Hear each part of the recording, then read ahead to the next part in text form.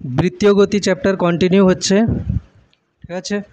বৃত্তীয় গতি চ্যাপ্টারের ওপরে আমি দুটো কোশ্চেন দিয়েছি, এই দুটো কোশ্চেন আগে সলভ করব, দেন অভিকেন্দ্র বল যেটা বাকি ছিল আমাদের সেটা হলে চ্যাপ্টার কমপ্লিট হয়ে যাবে, ঠিক আছে। তো আজকের যেটা কোশ্চেন দিয়েছি সেটা হচ্ছে কি বলেছি, প্রথম কোশ্চেনটা 10 সেমি দৈর্ঘ্য বিশিষ্ট মিনিটের কাঁটার রৈখিক বেগ কত, ঠিক আছে। রৈখিক বেগ এটা 10 সেমি দৈর্ঘ্য বিশিষ্ট মিনিটের কাঁটার শীর্ষবিন্দু রৈখিক বেগ বলতে হতো আর কি, শীর্ষবিন্দু, ঠিক আছে। এটা হচ্ছে কোশ্চেন। তো এটা হচ্ছে কি মিনিটের কাঁটা, এর দৈর্ঘ্য কত না 10 সেমি, এটা বৃত্তপথে ঘুরছে, এটা হচ্ছে কি বৃত্তপথে ঘুরছে। এই মিনিটের কাঁটার রৈখিক বেগ মানে এই টিপ পয়েন্টার রৈখিক বেগ জিজ্ঞেস করেছে। হ্যাঁ তাই কি করে রৈখিক বেগ জিরো হবে?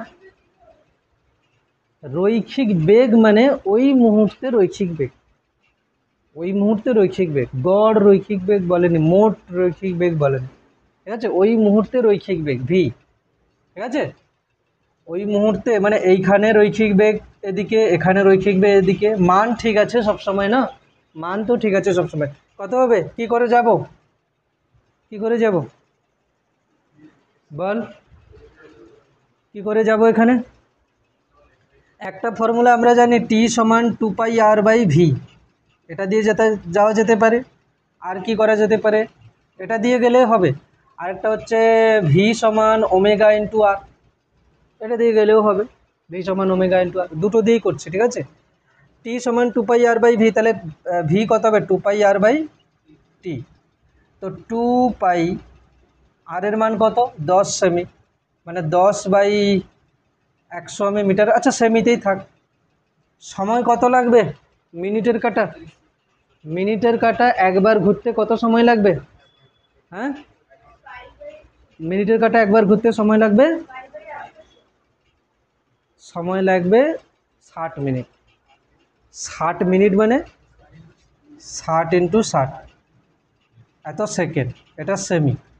তাহলে কত উত্তর হবে? এগুলোকে সব ক্যালকুলেশন করে নিলে একটা শূন্য কাটবে, আর কি হতে পারে 2 3 এ 3, তাহলে কত হচ্ছে π/180 সেমি পার সেকেন্ড, π/180 সেমি পার সেকেন্ড হচ্ছে উত্তর, হচ্ছে π/180 সেমি পার সেকেন্ড, ঠিক আছে। এটা দিয়ে করলে হবে ভি সমান ওমেগা, আর ওমেগা মানে কি 2π/t, সেমি এলো। ওমেগা মানে কত 2π/t, এখান থেকে সেমই আসছে, সেম জিনিস আসছে, তাই না? সেম আসছে কি না? হ্যাঁ সেম আসছে, ঠিক আছে। তাহলে এখান থেকে করলেও একই আসবে, 2π ওমেগা বার করে দেন আর দিয়ে গুণ করে দিলে তাহলে ভি চলে আসবে। তাহলে মিনিটের, হ্যাঁ V is equals two s/t, হ্যাঁ same, V is equals two s/t, S কত 2πr, তারপরে টি কত 3600 সেকেন্ড, একই তো হলো। π/180 উত্তর হয়েছিল, ঠিক আছে। পাইয়ের মান বসালে উত্তর আসবে 22/7, আর বসাবে কি হবে সে, পাইয়ের মান আমি বসাচ্ছি না বেকার, ঠিক আছে। পাইয়ের মান বসালে একটা উত্তর তো আসবে। আচ্ছা তারপরে কোশ্চেন কি বলেছি, 2 কোশ্চেন, হ্যাঁ একটি বস্তু হচ্ছে দুই সেমি বলেছে, 2 মিটার বলছে, একটি বস্তু 2 মিটার ব্যাসার্ধের বৃত্তপথে এমনভাবে আবর্তনশীল যে এর দ্রুতি, এটা হচ্ছে কি দ্রুতি হচ্ছে কীভাবে 2t + 3, মানে সময়ের উপর এইভাবে নির্ভরশীল, এর দ্রুতি এরকম করে নির্ভরশীল। তাহলে বলেছে কি না টি সমান 2 সেকেন্ডে কী বার করতে বলেছে, রৈখিক ত্বরণ,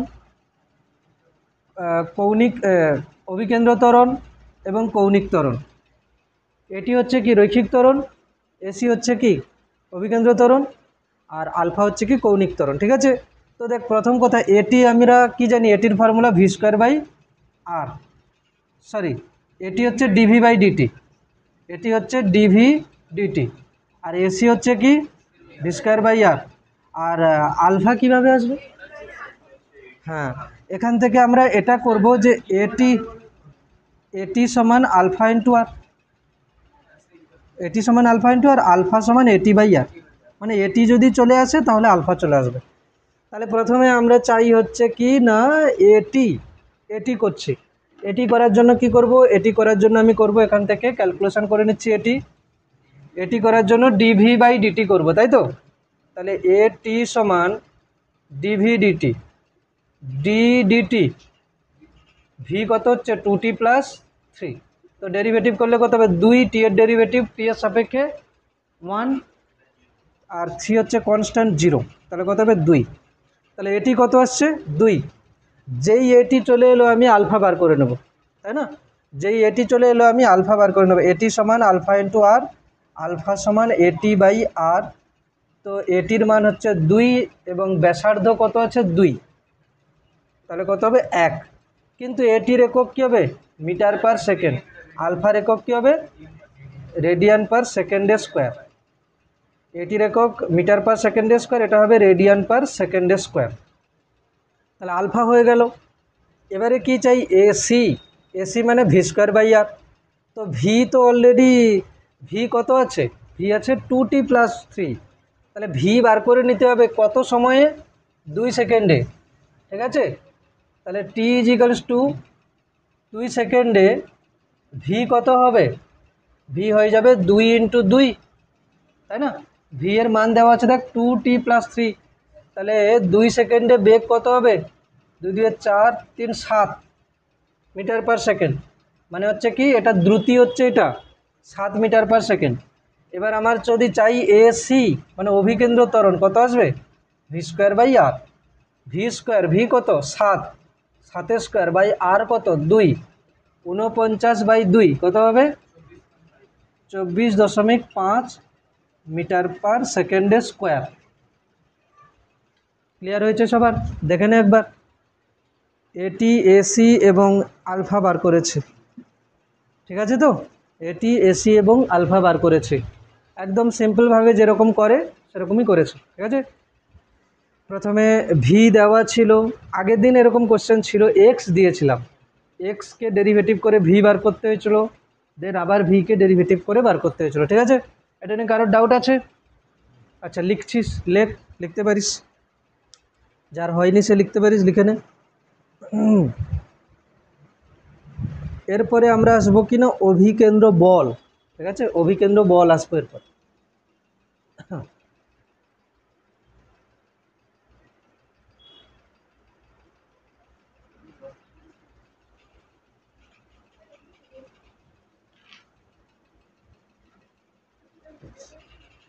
নেক্সট টপিক লেখ, হেডিং দিবি অভিকেন্দ্র বল, ঠিক আছে, অভিকেন্দ্র বল, ঠিক আছে। তো দেখ অভিকেন্দ্র ত্বরণ যদি থাকে কোনো বস্তুকে বৃত্তপথে ঘোরাতে গেলে, অথবা কোনো বস্তুকে যদি আমি কোনো বৃত্তাকার মানে অংশতেও ঘোরাতে চাই, অর্থাৎ বেগের অভিমুখ পরিবর্তন করতে চাই, তাহলে আমাকে একটা ত্বরণ দিতে হবে বা ত্বরণ একটা লাগবে, সেটা হচ্ছে অভিকেন্দ্র ত্বরণ, ঠিক আছে।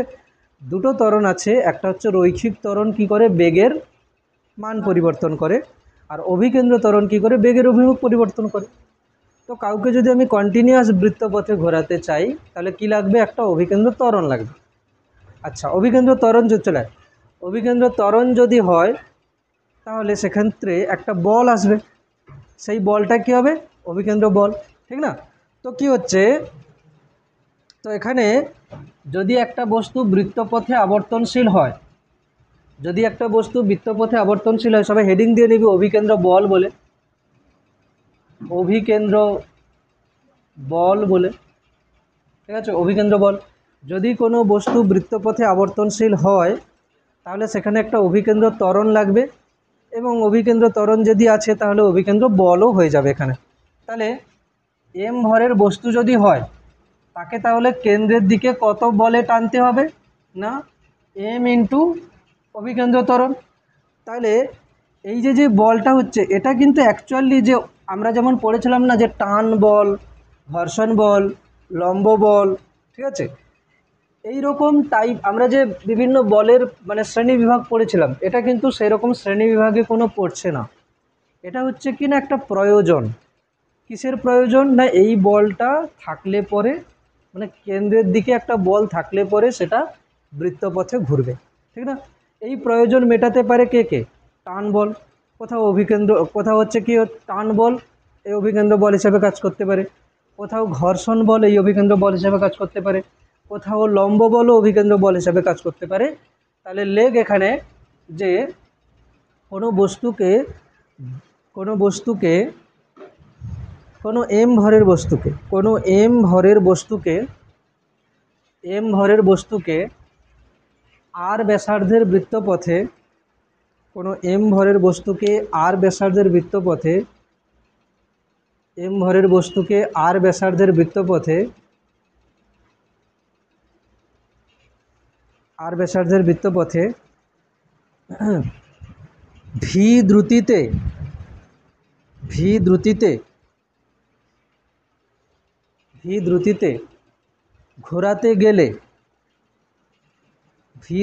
ঘোরাতে গেলে প্রয়োজনীয় অভিকেন্দ্র বল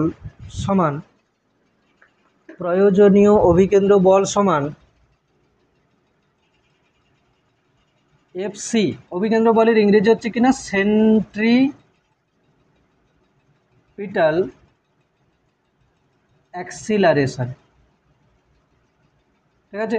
প্রয়োজনীয় অভিকেন্দ্র বল সমান কত হবে? দেখ এম ভর, অভিকেন্দ্র ত্বরণ কত হবে? V square by R, m V square by r, ঠিক আছে?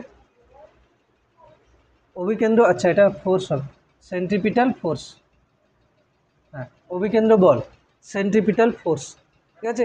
হ্যাঁ এম ভি স্কোয়ার বাই আর, অথবা এটা কি হতে পারে এম আমরা ভিকে কি লিখি? ওমেগা ইন্টু আর, তাহলে কী হবে? এম ওমেগা স্কোয়ার আরও হতে পারে, ঠিক না? তাহলে এম ভি স্কোয়ার আর হবে বা এম ওমেগা স্কোয়ার আর হবে, ঠিক আছে? এই বল সরবরাহ করতে পারে কি না টান, ঠিক আছে? টান বল, ঠিক আছে? এই বল সরবরাহ করতে পারে কে না টান বল হতে পারে, লম্ব বল হতে পারে, কোথাও ঘর্ষণ বল হতে পারে, কোথাও মহাকর্ষ বল হতে পারে, এক্সেট্রা, ঠিক আছে? মহাকর্ষ বল হতে পারে এক্সেট্রা। তাহলে কোনো বস্তুকে বৃত্তপথে ঘোরানোর জন্য একটা অভিকেন্দ্র বল চাই, অভিকেন্দ্র ত্বরণ যেমন ছিল অভিকেন্দ্র বল একটা চাই। তো যেখানে যেমন আছে, যদি কোনো বস্তুকে আমি সুতো দিয়ে বেঁধে ঘোরাই, সুতো দিয়ে বেঁধে যদি আমি বৃত্তপথে ঘোরাই, তাহলে সেক্ষেত্রে অভিকেন্দ্র বল হিসাবে কে কাজ করবে? সুতোর টান, ঠিক না? এরকমই হচ্ছে। তাহলে এক্ষেত্রে এই বলগুলো কিন্তু অভিকেন্দ্র বল সরবরাহ করতে পারে, ঠিক? আচ্ছা অভিকেন্দ্র বল সর্বদা কী হবে? কেন্দ্রের দিকে হবে, তাই না? অভিকেন্দ্র বল সর্বদা কী হবে? কেন্দ্রের দিকে হবে। তো চল এখান থেকে কোশ্চেন করা শুরু করছি। কোশ্চেন হচ্ছে 1 নম্বর,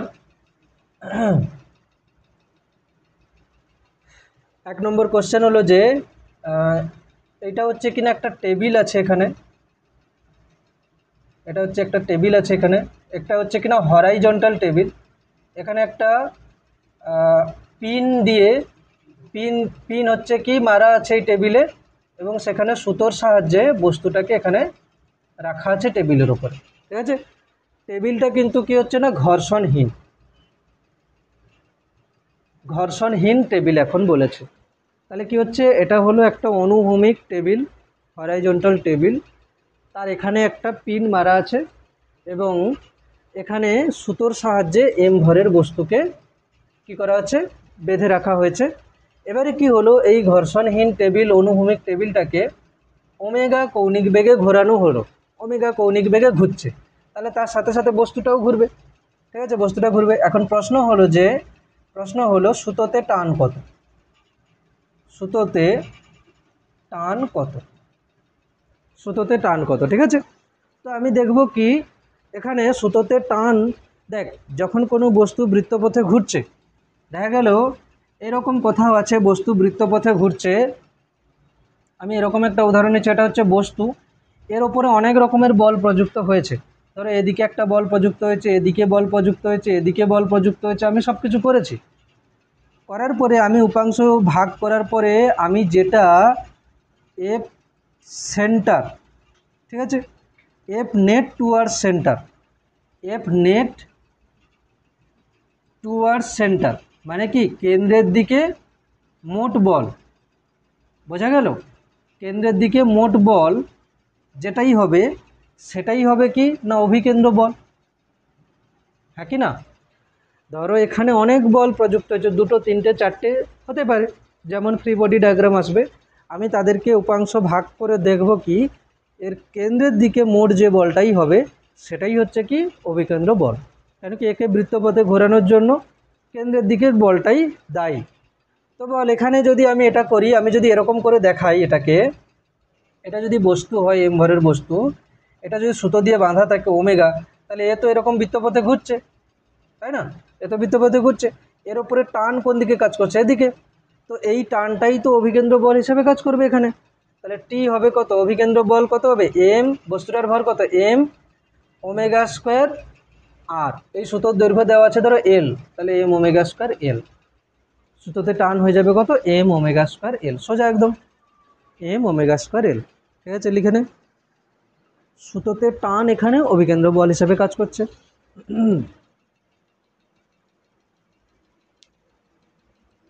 তাহলে এটা হচ্ছে কি না ঘর্ষণহীন অনুভূমিক টেবিল এটা ছিল।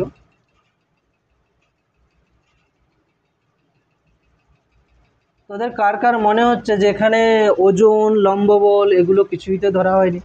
যদিও বা ধরি, ওজন কোন দিকে কাজ করবে? টেবিলের নিচের দিকে। লম্ব বল কোন দিকে কাজ করবে? নিচের দিকে। এন আর এম জি ব্যালেন্স হয়ে যাবে, টান কাজ করছে কেন্দ্রের দিকে, ঠিক আছে?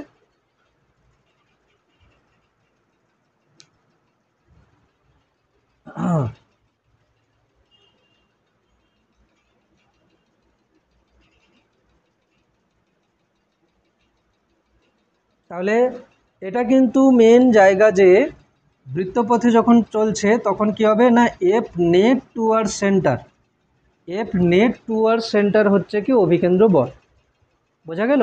এফ নেট টুয়ার্ড সেন্টার হচ্ছে কি অভিকেন্দ্র বল, কেন্দ্রের দিকে মোট বলটাই হচ্ছে অভিকেন্দ্র বল।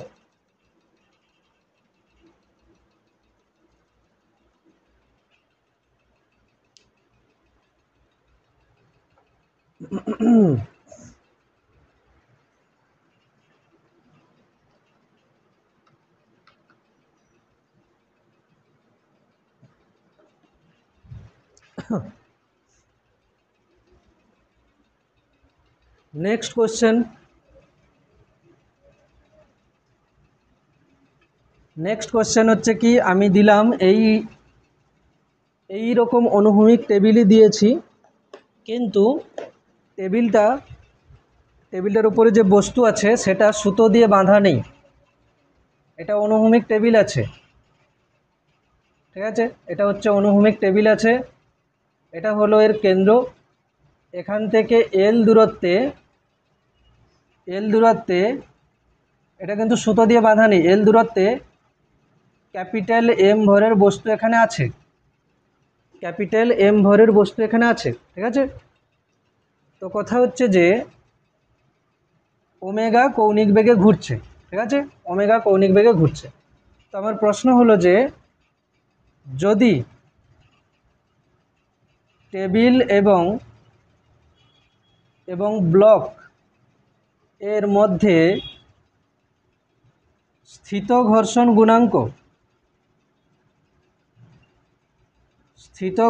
গুণাঙ্ক মিউ হয়, তবে ওমেগা এর মানে তবে টেবিলটি সর্বোচ্চ কত কৌণিক বেগে আবর্তন করলে বস্তুটি পিছলে যাবে না? মানে ব্যাপারটা কি হচ্ছে দেখ, এটা হচ্ছে কিনা টেবিল, এই টেবিলের ওপরে বস্তু আছে এখানে, এই টেবিলের ওপরে বস্তু আছে এখানে। এবারে এই বস্তুটা টেবিলের ওপর যে আছে, টেবিলটাকে ঘোরানো হচ্ছে। টেবিল যদি খুব বেশি জোরে ঘোরে তাহলে কিন্তু দেখবে এই ব্লকটা স্লিপ করে যাবে, বাইরের দিকে চলে যাবে। হ্যাঁ, টেবিল, এটা হচ্ছে অনুভূমিক টেবিল আছে, তার টেবিল যদি ঘোরে তাহলে বস্তুটা ঘুরতে থাকবে।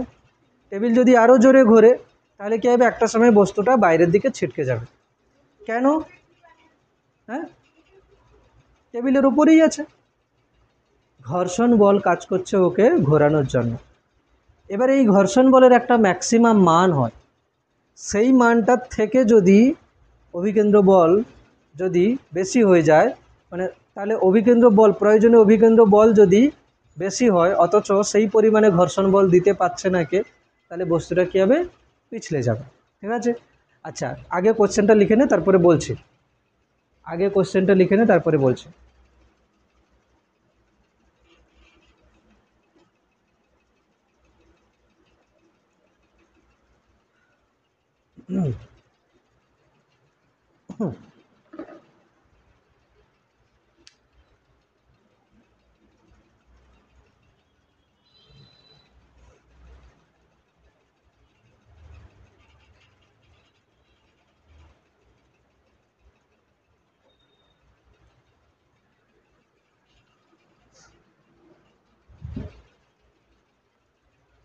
দেখ, এখানে আমি যদি বলি যে বস্তুটা, যেমন আমি ধরো প্রথমে বলেছি যে একটা বস্তু বৃত্তপথে গতিশীল হচ্ছে। আচ্ছা, কোনো বস্তু যদি বৃত্তপথে গতিশীল হয় তাহলে সে হচ্ছে কি, ধরো এটা বস্তু যদি বৃত্তপথে গতিশীল হয় তাহলে এই বস্তুটার তো একটা ত্বরণ আছে, হ্যাঁ কি না? এই বস্তুটার একটা ত্বরণ আছে।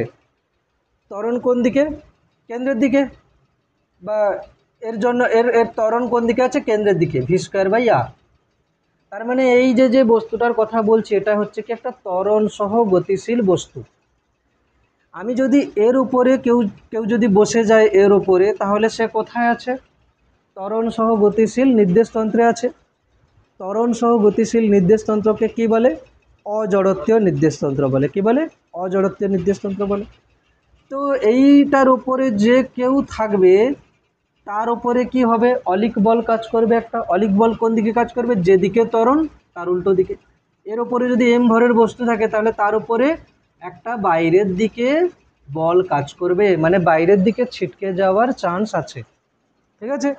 তাহলে এই বাইরের দিকে ছিটকে যাওয়ার যে চান্স আছে, একে যদি আমি ধরে রাখতে চাই তাহলে ভেতরের দিকে একটা বল দিয়ে টেনে রাখতে হবে।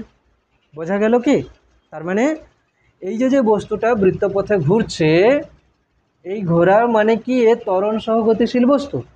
তো ত্বরণ সহ গতিশীল বস্তু মানে একটা অজড়ত্বীয় নির্দেশতন্ত্র, তার উপরে একটা অলিক বল কাজ করবে বাইরের দিকে। ওকে যদি আমি ব্যালেন্স করতে যাই তাহলে ভেতরের দিকে আমি একটা বল প্রয়োগ করব, যেটাকে আমরা কি বলছি? অভিকেন্দ্র বল। বাইরের দিকে যেটা কাজ করছে সেটাকে কি বলি? অপকেন্দ্র বল, মানে সেন্ট্রিফিউগাল ফোর্স। দুটো জিনিসই সেম। আমি যদি বাইরের থেকে দেখি, টেবিলের বাইরের থেকে কি দেখছি? বস্তুটা বৃত্তপথে ঘুরছে। তাহলে বৃত্তপথে ঘোরার জন্য প্রয়োজনীয় অভিকেন্দ্র বল কত হবে? mv²/r। ঠিক, বস্তুটা ঘুরছে। কেন কি? এখন নির্দেশতন্ত্রকে এই যে বাইরে, যে বাইরে আছে, যে দেখছে, এর নির্দেশতন্ত্র কি স্থির না? তো স্থির নির্দেশতন্ত্র যদি দেখে তাহলে সে কি দেখছে? বস্তুটা বৃত্তপথে ঘুরছে। সেই জন্য এর ভেতর কেন্দ্রের দিকে একটা বল হওয়া উচিত, অভিকেন্দ্র বল। এবারে এই লোকটা যদি এখানে গিয়ে বসে যায় তাহলে নিজেকে কি দেখবে? স্থির। স্থির। কিন্তু এ আছে কোথায়? ত্বরণ সহ গতিশীল নির্দেশতন্ত্রে, মানে এর ওপরে একটা অলিক বল কাজ করবে। তখন এ দেখবে কি আমি তো স্থির আছি, কিন্তু অ্যাকচুয়ালি কি স্থির আছে? অ্যাকচুয়ালি স্থির নয়, ত্বরণ সহ গতিশীল বস্তুতে আছে। তাহলে সেই ত্বরণের জন্য এর উপরে একটা অলিক বল কাজ করবে, বাইরের দিকে অপকেন্দ্র বল। বোঝা গেল কি? তখন দেখ সুতো দিয়ে বাঁধা আছে টি। এই লোকটা কি দেখবে? আমি তো স্থির আছি মানে কি? টান এবং এই বাইরের দিকে বল পরস্পরকে ব্যালেন্স করছে। দুটো জিনিসই সেম। আমি যদি অপকেন্দ্র দিয়ে বলি তাহলে কি হবে, এ নিজেকে স্থির ভাবছে, তার মানে কি টি সমান এই বাইরের দিকে অপকেন্দ্র বল। আর যদি এ বাইরের থেকে দেখে তাহলে কি ভাববে, যে বস্তুটা বৃত্তপথে ঘুরছে, সুতো দিয়ে বাঁধা আছে, মানে বৃত্তের কেন্দ্রের দিকে যে বল সেটা হচ্ছে কি টান, ওই টানটাই হচ্ছে অভিকেন্দ্র বল।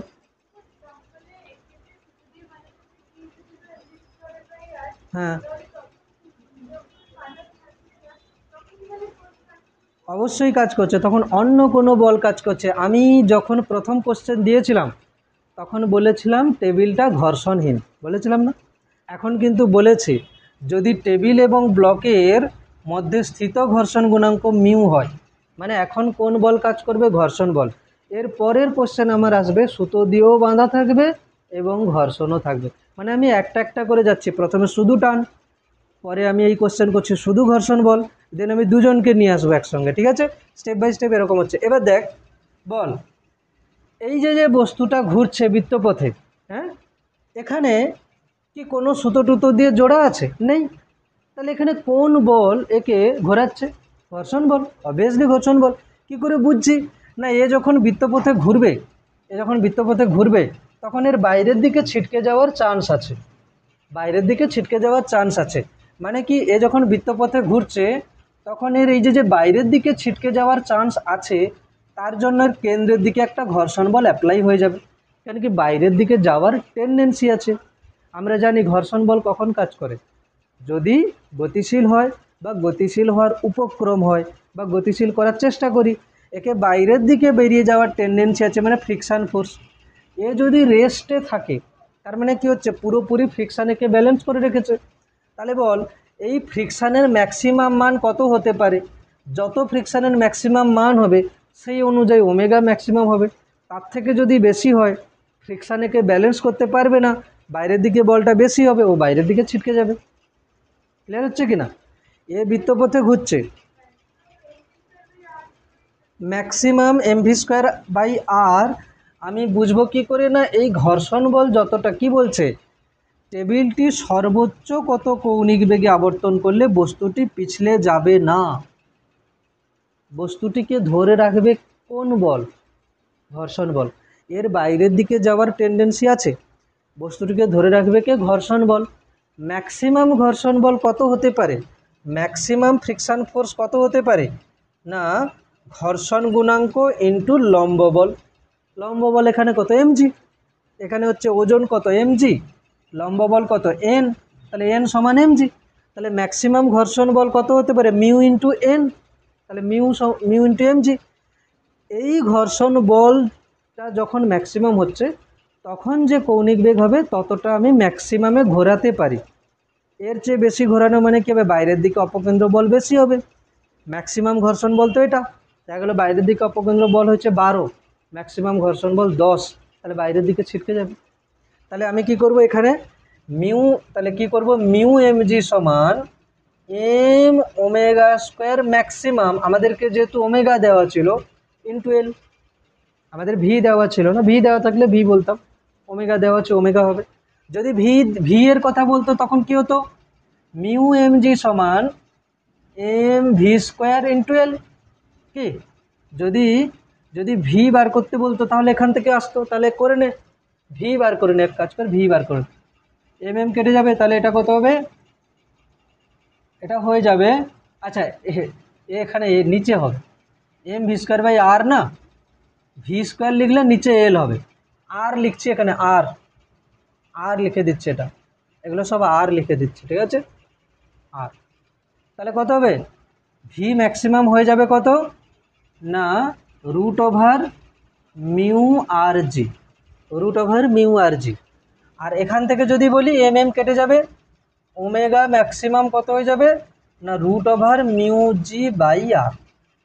তবে তোরা ভি কে মনে রাখবে, ভি সমান √/μ/r/g, ভি সমান √/μ/r/g। তাহলে কোনো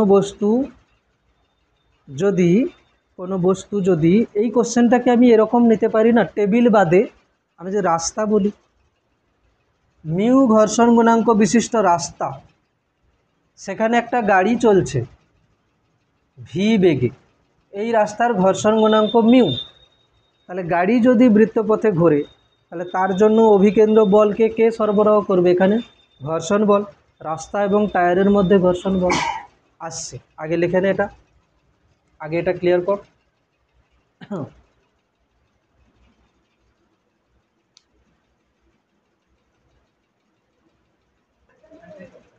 তাহলে এখানে কি হলো?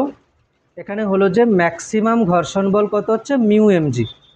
ম্যাক্সিমাম ঘর্ষণ বল কত হচ্ছে? ঘর্ষণ গুণাঙ্ক ইন্টু লম্ব বল। ম্যাক্সিমাম ঘর্ষণ বল সমান কি হবে না এম ভি স্কোয়ার বাই আর। এখন হচ্ছে বেগটা ম্যাক্সিমাম, ব্যাস ভি ম্যাক্সিমাম কত চলে আসছে? রুট ওভার মিউ আর জি। আমি টেবিল দিয়ে দেখিয়েছি তো। এই কোশ্চেনটাকে আমি সেম চেঞ্জ করে দিলাম। কি রকম? এটা হলো একটা গাড়ি, ঠিক আছে? হেডিং দিয়ে নে, বৃত্তাকার পথে ট্রেনের বা গাড়ির গতি। হেডিং দে, বৃত্তাকার পথে ট্রেনের বা গাড়ির গতি। বৃত্তাকার পথে ট্রেনের বা গাড়ির গতি। বৃত্তাকার পথে ট্রেনের বা গাড়ির গতি, ঠিক আছে? বৃত্তাকার পথে ট্রেনের বা গাড়ির গতি। বৃত্তাকার পথে ট্রেনের বা গাড়ির গতি। লেখ এম ভরের গাড়ি ভি দ্রুতিতে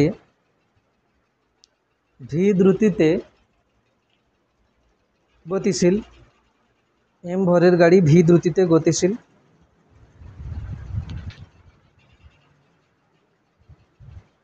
ঠিক আছে? এম ভরের গাড়ি ভি দ্রুতিতে গতিশীল। সেটি যখন আর ব্যাসার্ধের বৃত্তপথে বাঁক নেয়, তখন প্রয়োজনীয় অভিকেন্দ্র বল কত হবে? এম ভি স্কোয়ার বাই আর। তখন প্রয়োজনীয় অভিকেন্দ্র বল কত হবে? এম ভি স্কোয়ার বাই আর। তখন প্রয়োজনীয় অভিকেন্দ্র বল এম ভি স্কোয়ার বাই আর।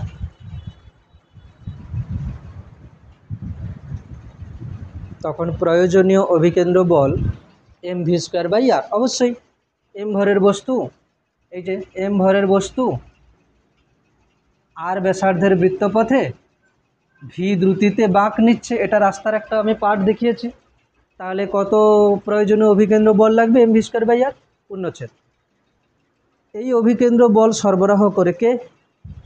গাড়িকে কি কেউ টানছে রাস্তার? এখানে টানছে তো না, এখানে তো কোনো সুতো দিয়ে বাঁধা নেই।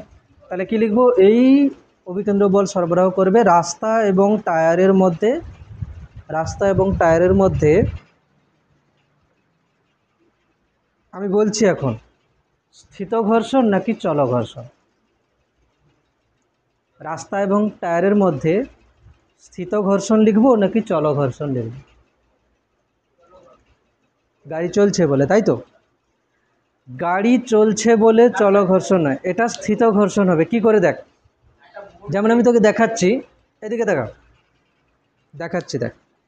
ধরো কেউ যখন এইটার ওপর দিয়ে হেঁটে যাচ্ছে, ঠিক আছে? এটার উপর দিয়ে যখন হাঁটছে, এখানে আমাকে বল যে এখানে কোন ঘর্ষণ বল কাজ করছে। আমরা যখন হেঁটে হেঁটে যাচ্ছি এর ওপর দিয়ে, তখন কোন ঘর্ষণ বল কাজ করছে? স্থিত ঘর্ষণ নাকি চল ঘর্ষণ? স্থিত ঘর্ষণ। কেন স্থিত ঘর্ষণ? দেখ, এই যে আমি পা দিয়েছি, আমার পা কিন্তু এরকম করে পিছলে যাচ্ছে না। যদি পা পিছলে যেত তখন আমি বলতাম চল ঘর্ষণ। আমি একটা পা ফেললাম, এখানে একটা পা ফেললাম, পা পিছলাইনি, আমি পা কিন্তু তুলে নিয়েছি, ঠিক আছে? এটা হচ্ছে কি স্থিত ঘর্ষণ। তাহলে আমরা যে রাস্তা দিয়ে হাঁটি সেটা হচ্ছে কি স্থিত ঘর্ষণ। চল ঘর্ষণ কখন হবে? যখন কোনো বস্তুকে এর উপর দিয়ে আমি টেনে টেনে নিয়ে যাব, এরকম করে। আচ্ছা, গাড়ির চাকা কিভাবে গড়াচ্ছে? দেখ, এরকম গাড়ির চাকা দেখ গড়িয়ে গড়িয়ে যাচ্ছে, নাকি ঘষতে ঘষতে যাচ্ছে? গড়িয়ে যাচ্ছে। বোঝা গেল? তো গাড়ি যে চলছে এটা চল ঘর্ষণ, এটা স্থিত ঘর্ষণ, ঠিক আছে? তো মিসকনসেপশন এরকম রাখা যাবে না। তাহলে এটা কিসের ঘর্ষণ? এটা হচ্ছে স্থিত ঘর্ষণ। হ্যাঁ, বুঝতে পারিস নি? দেখ, এখানে এই যে যে রাস্তা আছে, এই রাস্তার উপর দিয়ে কেউ যখন হেঁটে যাচ্ছে তখন তার পা কিভাবে পড়ছে, দেখ তার পা কিভাবে পড়ছে। এইটা দেখ, একটা পা পড়লো এখানে, ঠিক আছে, এ কি করবে, আরেকটা পা যখন দিচ্ছে তখন কিন্তু পা স্লিপ করছে না। চলো ঘর্ষণ বল কখন কাজ করে, যখন স্লিপ করে। আমাদের পা কি স্লিপ করছে? স্লিপ করছে না। স্লিপ কখন করবে, যখন আমি এর ওপর দিয়ে পুরো ঘষতে ঘষতে যাবে। গাড়ির চাকা কি ঘষতে ঘষতে যায় নাকি গড়িয়ে গড়িয়ে যায়? অবশ্যই পার্থক্য আছে। দেখ, ঘষতে ঘষতে দেখ, এখানে দুটো জিনিসের মধ্যে পার্থক্য আছে। কীরকম পার্থক্য আছে? গাড়ির চাকার গাড়ির চাকার যে পয়েন্ট, গাড়ির চাকা আমি যদি বলি, আমি যদি গাড়ির চাকাকে এখানে এঁকে দেখাই, এই যে গাড়ির চাকা এখানে যে আছে, হ্যাঁ, এই গাড়ির চাকা ধরো এটা হচ্ছে কি এ পয়েন্ট, এটা হচ্ছে কি বি পয়েন্ট, ঠিক না? এ পয়েন্ট, এ পয়েন্ট হচ্ছে মাটির সংস্পর্শে আছে। এই চাকাটা যখন গড়াবে, ঠিক আছে, তখন কি হচ্ছে, এই জায়গা কিন্তু মাটির সাপেক্ষে কীরকম আছে, স্থির আছে না গতিশীল আছে? স্থির আছে না গতিশীল আছে? স্থির আছে। কিন্তু এ যখন ওপরে উঠে যাবে, যখন গড়িয়ে যখন ওপরে চলে যাবে, যখন চাকাটা গড়িয়ে এরকম চলে আসবে, যখন বি পয়েন্ট এখানে আসবে তখন এ পয়েন্ট এখানে চলে যাবে। বি পয়েন্ট যখন এখানে আসবে তখন এ পয়েন্ট এখানে চলে যাবে। এটা কি এরকম হয়েছে যে এইভাবে আমি টেনে নিয়ে গেছি বস্তুটা, মানে এটাকে আমি টেনে নিয়ে গেছি যে এ বি, দেখ এ পয়েন্ট কি এখন মাটির সংস্পর্শে আছে আদৌ? নেই। এ পয়েন্ট দেখ ওপরে উঠে গেছে, বি পয়েন্ট চলে এসছে এখানে, আবার সি পয়েন্ট চলে আসবে, বি পয়েন্ট ওপরে উঠে যাবে। তার মানে এ পয়েন্ট কি মাটির সাথে সংস্পর্শে থেকে থেকে ঘষতে ঘষতে যাচ্ছে, নাকি এ পয়েন্ট যখন ছিল এইখানে দেখ, এইখানে কি হচ্ছে, দেখ গাড়ি যখন চাকা ঘোরাচ্ছে তখন কি হচ্ছে, তখন হচ্ছে কি, দেখ এইখানে গাড়ির যে ইঞ্জিন চাকাটাকে ঘোরাবে, ফলে কি করবে, এই বস্তুটা এ পয়েন্ট কি করবে, মাটিকে পেছনের দিকে ঠেলবে, ঠিক আছে, মাটি কি করবে, ওকে সামনের দিকে ঠেলবে, ফলে কি হবে, চাকা একটু গড়িয়ে যাবে সামনের দিকে। যদি এখানে ঘর্ষণ বল না থাকতো, যদি এখানে ঘর্ষণ বল না থাকতো, এ পয়েন্ট যদি স্লিপ করতো, এই ঘর্ষণ বল যদি কম হতো, তখন কি হতো, ওখানেই চাকা ঘুরতো, ওখানেই চাকা ঘুরতো এবং গাড়ি কিন্তু সামনের দিকে এগোতো না। বোঝা গেল কি? এখানে পয়েন্ট চেঞ্জ হচ্ছে, দেখ এখানে এ পয়েন্ট ছিল, কিছু সময় পরে বি পয়েন্ট আসবে, কিছু সময় পরে সি পয়েন্ট আসবে, গাড়ি আস্তে আস্তে চাকা কী হবে, গড়িয়ে গড়িয়ে যাবে, ঠিক আছে। তো এখানে যে ঘর্ষণ বল কাজ করছে এটাকে বলে স্থিত ঘর্ষণ, কিন্তু এটা হচ্ছে কি না, এটাকে বলে আবর্ত ঘর্ষণ বলে, রোলিং ফ্রিকশান বলে, ঠিক আছে, রোলিং ফ্রিকশান বলে, ঠিক আছে। তো দেখ এখানে এখানে গাড়ির চাকা এবং হচ্ছে রাস্তার মধ্যে কোন ঘর্ষণ বল কাজ করছে, স্থিত ঘর্ষণ, ঠিক আছে, স্থিত ঘর্ষণ বল কাজ করছে। বেশ, এবারে কথা হলো যে বস্তুটা কত ম্যাক্সিমাম ঘর্ষণ বল। এবার লেখ যে রাস্তা এবং টায়ারের মধ্যে ঘর্ষণ গুণাঙ্ক মিউ হলে, লেখ রাস্তা এবং টায়ারের মধ্যে ঘর্ষণ গুণাঙ্ক মিউ হলে, রাস্তা এবং টায়ারের মধ্যে ঘর্ষণ গুণাঙ্ক মিউ হলে, রাস্তা এবং টায়ারের মধ্যে ঘর্ষণ গুণাঙ্ক মিউ হলে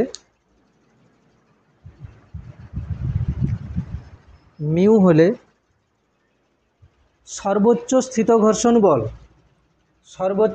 ঘর্ষণ বল সমান মিউ এমজি। সর্বোচ্চ স্থিত ঘর্ষণ বল কত হবে, মিউ এমজি, ঠিক আছে, সর্বোচ্চ স্থিত ঘর্ষণ বল হচ্ছে কি মিউ এমজি। এবার লেখ গাড়িটি পিছলে না যাওয়ার শর্ত হলো, মানে গাড়িটি পিছলে যাবে না, শর্ত কি না, এই mu m g greater than is equals to m V square by r, হ্যাঁ কি না? গাড়িটি পিছলে যাবে না যদি ঘর্ষণ বল একে যে বাইরের দিকে যে নিয়ে যাওয়ার যে টেন্ডেন্সি তার থেকে যদি বেশি হয়, তাহলে গাড়িটা পিছলে যাবে না। ঘর্ষণ বল কোন দিকে কাজ করছে, দেখ এই বস্তু যখন বৃত্তপথে ঘুরবে তখন অপকেন্দ্র বল কিন্তু কাজ করছে কোন দিকে, বাইরের দিকে। অপকেন্দ্র বল কাজ করছে বাইরের দিকে, মানে অলিক বল। তো একে বাইরের দিকে নিয়ে যাওয়ার একটা টেন্ডেন্সি আছে। ওকে ধরে রাখবে কে? ঘর্ষণ বল। কতক্ষণ পর্যন্ত এই রকম ধরে রাখবে যে ও পিছলে যাবে না বাইরের দিকে? কতক্ষণ পর্যন্ত? না, ঘর্ষণ বল যত সময় এই যে যে অপকেন্দ্র বল আছে তার থেকে যত সময় বেশি হবে। তাহলে এখান থেকে দেখ এম কেটে যাবে, এখান থেকে কত আসবে? Mu r g greater than equals to v square বা v root over mu r g. তো আমি যদি লিখে দেখাই, এরকম লেখা হচ্ছে না? মানে কি, ভি এর মান রুট ওভার মিউ জি এর সমান বা তার থেকে কম, তাহলে ভি এর ম্যাক্সিমাম ভ্যালু কত? আমি যদি বলি ভি এর মান 10-এর সমান বা তার থেকে কম, তাহলে ভি এর ম্যাক্সিমাম মান কত? 10। ভি এর ম্যাক্সিমাম মান কত? 10। তাহলে কি বলবো? অতএব গাড়িটি সর্বোচ্চ রুট ওভার মিউ আর জি দ্রুতিতে বাঁক নিতে পারবে। এই জন্য রাস্তাতে লেখা থাকে যে সর্বোচ্চ নিরাপদ বেগ হলো 60 কিলোমিটার পার আওয়ার বা 40 kilometre per hour. Safe speed বলে বোর্ড দিয়ে লেখা থাকে। হ্যাঁ, সেই কারণে এর থেকে যদি বেশি স্পিডে গাড়ি চালায় তাহলে যাবে বাইরের দিকে। ঠিক আছে?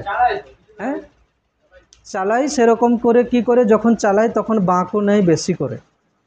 ঠিক আছে? তখন বাঁকও নেয় বেশি করে। ভেবে দেখ এখানে আমরা যখন অভিকেন্দ্র বল লিখেছি v square m V square by r না? ভাব,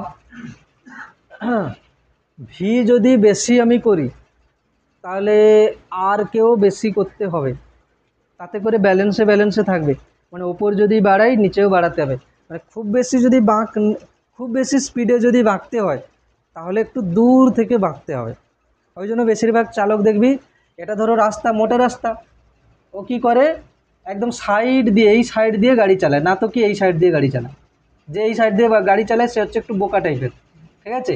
এই দিক দিয়ে চালানো উচিত। কেন কি? তার জন্য রেডিয়াস বেশি পাওয়া যাবে, তার জন্য বেগ বেশি হলেও সমস্যা নেই। দেখ ম্যাথমেটিক্স কীরকম বলছে, M V square by R, maximum ঘর্ষণ বলতে ও তো ব্যালেন্স আছে। আমি যদি বেশি বেগে চালাতে, আর তুই এটাও তোরা সাইকেল চালাতে গিয়েও বুঝে যাস, যখন বেশি জোরে সাইকেল চালাস একদম সঙ্গে সঙ্গে বাঁক নিতে পারবি নাকি একটু দূর থেকে বাঁক নিতে পারবি? একটু দূর থেকে। ঠিক আছে? এই কারণে, কেন কি বেগ বাড়ালে রেডিয়াসও বাড়াতে হবে।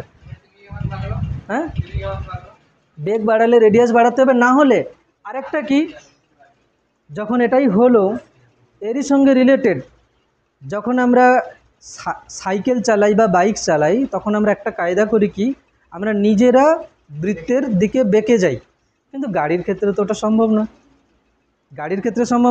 তাহলে দেখ প্রথমে কি হয়েছে, কি বলা হলো, প্রথমে এরকম করে দেখানো হয়েছে। ঠিক, এবার বলা হচ্ছে যে হ্যাঁ, যদি এ ব্যালেন্স না করতে পারে তাহলে সাইকেল আরোহী কি বাইক আরোহী নিজেকে একটু বৃত্তের দিকে বাঁকিয়ে নেবে।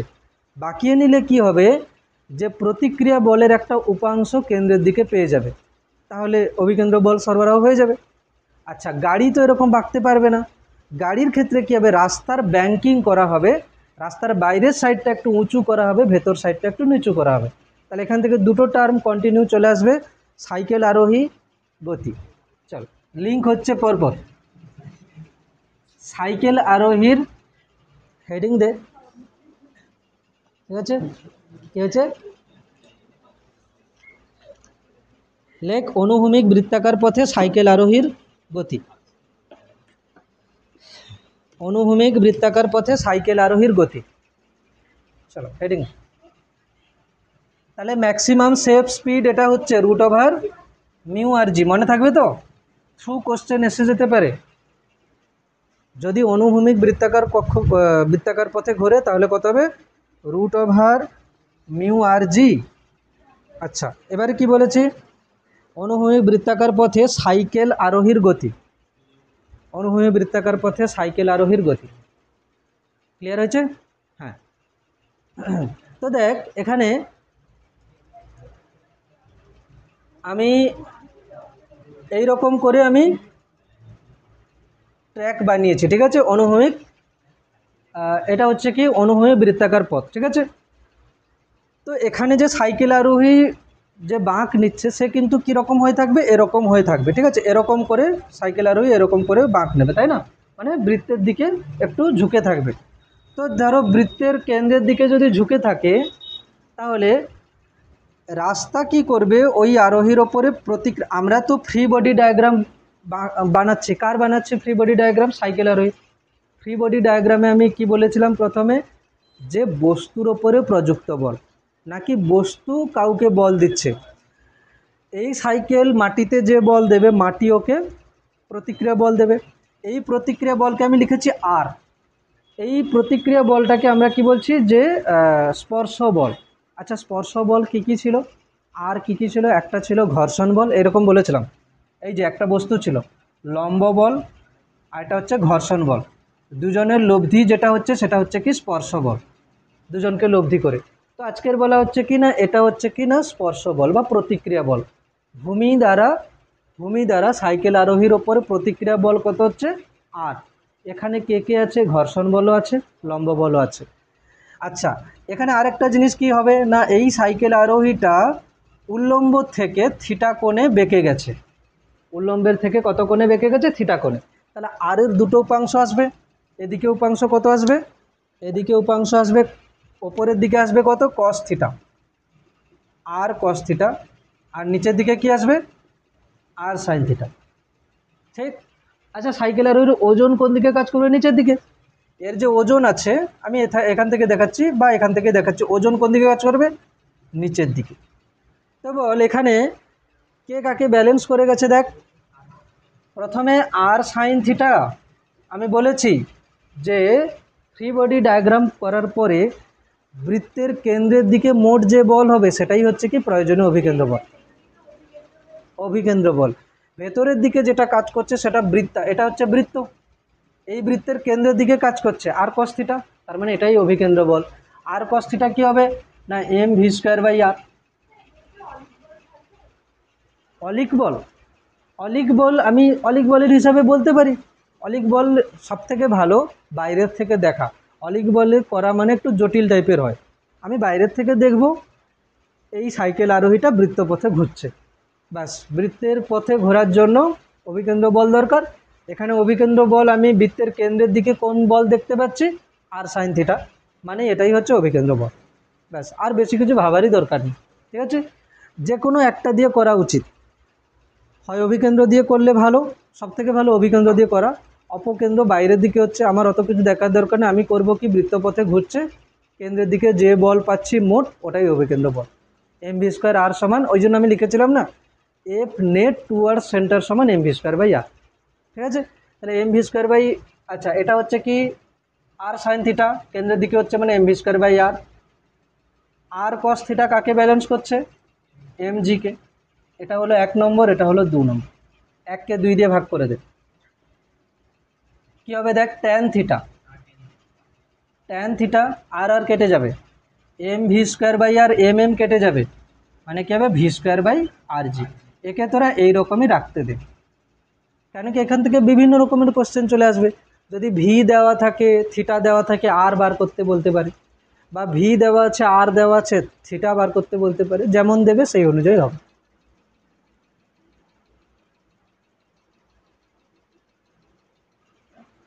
এখানে আমি লিখে দেব, আর হচ্ছে ভূমি দ্বারা সাইকেল আরোহীর ওপর প্রযুক্ত প্রতিক্রিয়া বল। আমি লম্ব প্রতিক্রিয়া বলিনি কিন্তু, লম্ব প্রতিক্রিয়া বললে কী হয়ে যাবে, নর্মাল ফোর্স হয়ে যাবে। প্রতিক্রিয়া বল বলেছি বলতে ঘর্ষণও আছে, এটাও আছে প্রতিক্রিয়া বল। আচ্ছা, সেকেন্ড হচ্ছে কি এখানে থিটা। থিটা হচ্ছে উল্লম্ব হতে থিটা কোণে সাইকেল আরোহী বৃত্তপথের ভেতরের দিকে ঝুঁকে গেছে। হ্যাঁ, সাইকেল আরোহী কি করেছে, উল্লম্ব হতে থিটা কোণে বৃত্তের ভেতরের দিকে কি হয়েছে, ঝুঁকে গেছে। ঠিক আছে, লিখে নে ফার্স্ট, তাড়াতাড়ি লিখবি।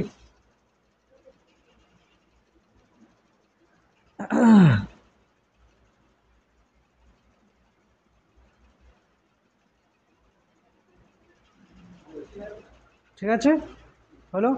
তাহলে এই যে সাইকেল আরোহী বাঁক নিচ্ছে এরকম হচ্ছে। আচ্ছা, এটা সাইকেল আরোহী যেরকম বাঁক নিচ্ছে এটা কিন্তু এরোপ্লেনের ক্ষেত্রেও হতে পারে। ঠিক আছে, এরোপ্লেন যখন হচ্ছে এরকম বাঁক নেয় তখন কিন্তু তার যে ডানাটা সেটা হচ্ছে কি না, বৃত্তের কেন্দ্রের দিকে কিছুটা নিচু করে রাখবে আর বাইরের দিকে কিছুটা উঁচু করে রাখবে। ঠিক আছে, মানে এরকম হবে। যদি যদি কোনো এরোপ্লেন এই পথে বাঁক নেয় তখন সে কী করবে, এরকম করে, যদি আমি দেখাই, এরকম করে হচ্ছে কি বাঁক নেবে। ঠিক আছে, মানে এর একটা ডানা নিচের দিকে হয়ে থাকবে, একটা ডানা উপর হয়ে থাকবে। তাহলে কি হবে না, বায়ুর যে প্রতিক্রিয়া বল সেটা বৃত্তের মানে ভেতরের দিকে আসবে, তাহলে তার একটা উপাংশ পাবে কি না বৃত্তপথে ঘোরার জন্য। ঠিক আছে, আচ্ছা নেক্সট হেডিং দে কনিক্যাল পেন্ডুলাম। কনিক্যাল পেন্ডুলাম তোদের এখানে নেই, তবু মানে অঙ্ক হিসাবে বলছি। কনিক্যাল পেন্ডুলাম, কনিক্যাল পেন্ডুলাম এর বাংলা আমি জানি না কি আছে। কনিক্যাল পেন্ডুলাম, ব্যাস। কনিক্যাল পেন্ডুলাম কি হচ্ছে, তোরা এরকম করেছিস, মানে কি করেছিস, একটা বস্তুকে সুতো বেঁধে ঝুলিয়ে দিয়েছিস। ঠিক আছে, ঝুলে আছে, এবার কি করিস তোরা এরকম করে ঘোরাতে থাকিস। তাহলে কী হবে, সুতো দিয়ে যে বাঁধা আছে সে কী হয়, এখানে বৃত্তপথে ঘুরতে থাকে, হয় না? ধরো এটাকে আমি যদি সুতো দিয়ে বাঁধি, দিয়ে এরকম করে ঘোরাই, তাহলে কী হবে, এটা হচ্ছে কি বৃত্তপথে ঘুরতে থাকবে। তার মানে ব্যাপারটা হচ্ছে এরকমই, যে এখান থেকে একটা বস্তুকে আমি ঝুলিয়ে দিয়েছি এল দৈর্ঘ্যের, ঠিক না, এটা হচ্ছে এম ভরের বস্তু। তো এ কী হচ্ছে না, এরকম করে বৃত্তপথে ঘুরছে। ঠিক আছে, তো এটা হচ্ছে কি না বৃত্তের ধরো কেন্দ্র, এটা এখন থিটা কোণে ঘুরছে, ব্যাস থিটা কোণে ঘুরছে, এটুকুই দেওয়া আছে। এম ভরের বস্তু, লিখে নে, এম ভরের বস্তু, এম ভরের বস্তু এল দৈর্ঘ্যের সুতোর সাহায্যে,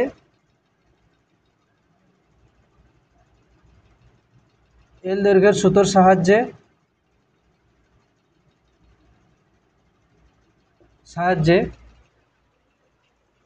ঝুলিয়ে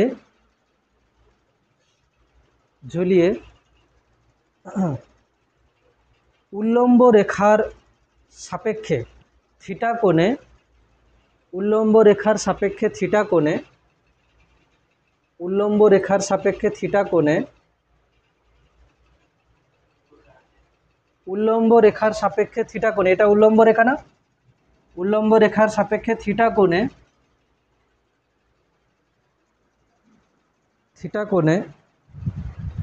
সুতোর দৈর্ঘ্য ভেক্টর বা সুতোর দৈর্ঘ্য, উল্লম্ব রেখার সাপেক্ষে থিটা কোণে সুতোর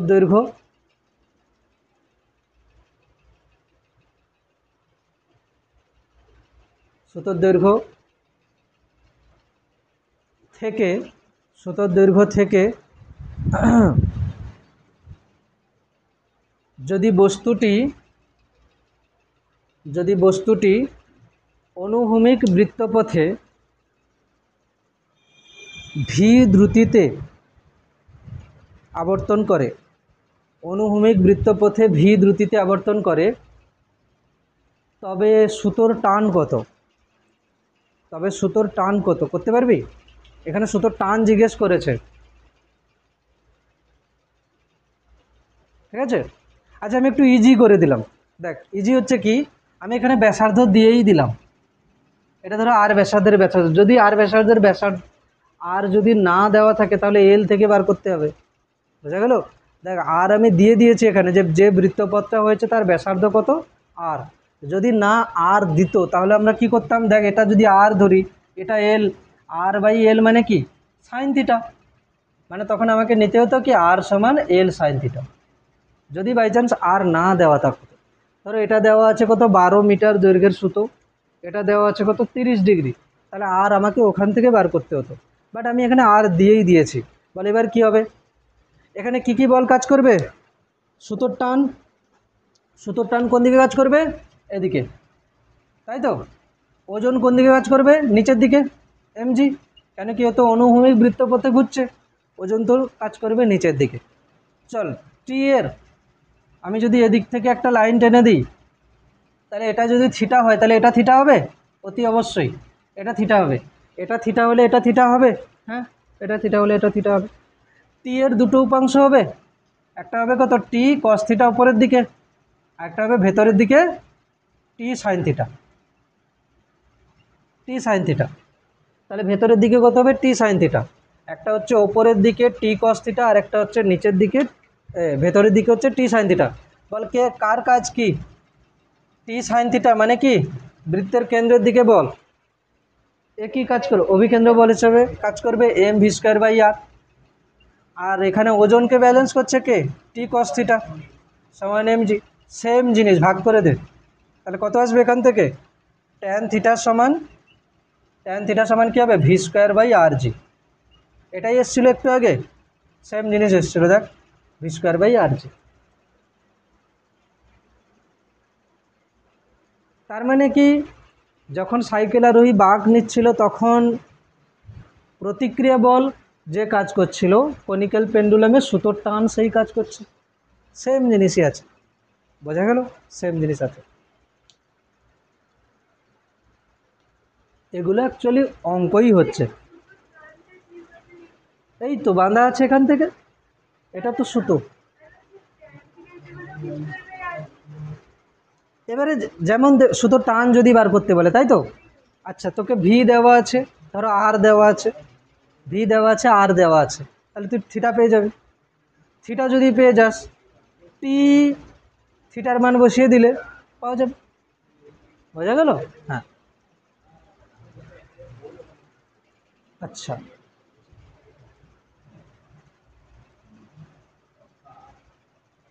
তাহলে কনিক্যাল পেন্ডুলাম হলো, ঠিক আছে। আচ্ছা, এটা বইতে আছে, উদাহরণের অঙ্ক দেখছে।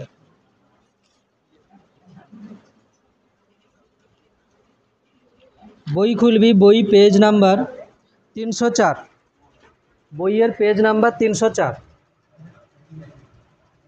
ছায়া প্রকাশনী বই পেজ নাম্বার 304, 8 এবং 10, 8-এর কোশ্চেন করবো এবং 10-এর কোশ্চেন করবো, ঠিক আছে। পেজ নাম্বার 304, 8-এর কোশ্চেন এবং 10-এর কোশ্চেন।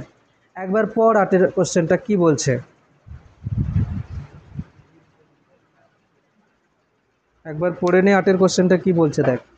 বলছে এম ভর বিশিষ্ট একটি গাড়ি, এম ভর বিশিষ্ট একটি গাড়ি ভি গতিবেগে একটি উত্তল সেতুর ওপর চলতে থাকলে সেতুর সর্বোচ্চ বিন্দুতে সেতু গাড়িটির ওপর যে লম্ব বল প্রয়োগ করবে তার মান কত। এখানে দেওয়া উচিত ছিল যে ব্যাসার্ধ, যেটা ব্যাসার্ধ হবে সেটা অমিট করে গেছে। বলছে ধরো এটা ছিল রাস্তা, 8-এর কোশ্চেনই বলছি, ঠিক আছে। এটা ছিল রাস্তা, প্রথমে এরকম হচ্ছে রাস্তা, দেন এখানে হয়ে গেছে কি না ওভারব্রিজ, ঠিক আছে, এরকম হয়ে গেছে, ক্লিয়ার হয়েছে, ওভারব্রিজ, ওপরের দিকটা উত্তল, এর ওপরে কি আছে, গাড়ি, হ্যাঁ, এই গাড়ি এর ওপর দিয়ে চলছে, ঠিক আছে। এই গাড়ির ইঞ্জিন কোথায়, ইঞ্জিন নেই, ঠিক আছে, এটা তোর গাড়ি, ইঞ্জিন নেই, কীভাবে চলবে, এর ওপরে এর ভেতরে বস, কীভাবে চলবে, লাত মেরে দে চলে যাবে, ঠিক আছে, এমন চলবে এখান থেকে যদি যায় একদম চলতেই থাকবে, ঠিক আছে, আর বন্ধই হবে না, হ্যাঁ সেরকম, ঠিক আছে। চলো, তো প্রশ্ন হলো যে আমি যে আচ্ছা, গাড়ির ভেতর থেকে যদি কেউ লাত মেরে দেয় গাড়িকে তাহলে কি গাড়ি চলবে, গাড়ি চলবে, গাড়ির ভেতর থেকে, ভালো করে শোন, আমি লাত মেরে দেওয়াটা হাঁটিয়ে দিলাম। এটা গাড়ি, তোদেরকে এমনি কোশ্চেনই বলছি। এটা গাড়ি, এর ভেতরে যদি কেউ দাঁড়িয়ে গাড়িকে ঠেলে, তাহলে গাড়ি কি চলবে? যাবে? গাড়ির ভেতরে দাঁড়িয়ে ঠেললে চলবে? কোনো দিন চলবে না। কেন চলবে না দেখ, এ কারণে চলবে না। আচ্ছা, এই লোকটা গাড়িকে যে বল দেবে লম্ব বল, গাড়িও তো সেই বল দিয়ে দেবে। তো গাড়ি এবং লোক মিলে তো পুরো একটাই সিস্টেম। তো বাইরের দিকে প্রযুক্ত বল কত? জিরো, নেই কিছু বল। ঠিক আছে, তাহলে গাড়ি চলছে কিভাবে? ইঞ্জিন চাকাকে ঘোরায়, চাকা আছে মাটির সংস্পর্শে, তাই না? চাকা আছে মাটির সংস্পর্শে, চাকা মাটিকে পেছনের দিকে ঠেলে, মাটি চাকাকে সামনের দিকে ঠেলে, ফলে গাড়ি এগিয়ে যায়। এরকম হলে তো সবাই ঠেলতো ভেতরে, ইঞ্জিন ছাড়াই গাড়ি চলতো, তাই না? সম্ভবই নয়। ঠিক। আচ্ছা, এটা কি হবে বল? এই যে কোশ্চেনটা বলা হয়েছে এখানে, কি বলেছে? লম্ব বল। আচ্ছা, বলেছে উত্তল যে ব্রিজটা আছে তার একদম সর্বোচ্চ বিন্দুতে লম্ব বল কত হবে, মানে সেতুটা গাড়ির ওপরে যে বল দিয়েছে, বল এখানে কি কি বল কাজ করবে? এর হচ্ছে ওজন কাজ করবে নিচের দিকে, ঠিক আছে? আর মাটি একে লম্ব বল প্রয়োগ করবে ওপরের দিকে, ঠিক না? আচ্ছা, তাই যদি হয় এটা, তাহলে বল যে এটা হচ্ছে কি বৃত্ত, বৃত্তের কেন্দ্র এইটা, মানে এই দিকে বৃত্তের কেন্দ্র আছে। তাহলে আমি বলেছি যে কেন্দ্রের দিকের মোট বল সমান অভিকেন্দ্র বল। কেন্দ্রের দিকের মোট বল কত না mg, কেন্দ্রের বাইরে বল কত n, তাহলে mg মাইনাস n সমান mv²/r। আমাদেরকে কি বার করতে বলেছে? লম্ব বল, অর্থাৎ সেতু গাড়ির ওপরে কত বল প্রয়োগ করবে, তাহলে n কত হবে? mg minus mv²/r। কিছুটা হালকা মনে হবে নিজেকে। দেখ, এমনিতে নর্মাল যদি গাড়ি চলে তাহলে আমরা মানে অনুভূমিক রাস্তায়, তাহলে mg নিজের ওজন ফিল করবে। অ্যাকচুয়ালি নিজেকে কতটা ভারী বা হালকা মনে হয় সেটা হচ্ছে লম্ব বল থেকে বুঝতে পারি। তো এখানে দেখ লম্ব বল কমে গেছে। আর তোরা জানিস গাড়ি চড়ার সময় যখন গাড়ি উঁচুর দিকে উঠবে তখন দেখবি নিজেকে একটু হালকা মনে হবে। এটা ছিল 8-এর কোশ্চেন। এম যদি কমন নিয়ে নিই এখান থেকে, জি মাইনাস v²/r।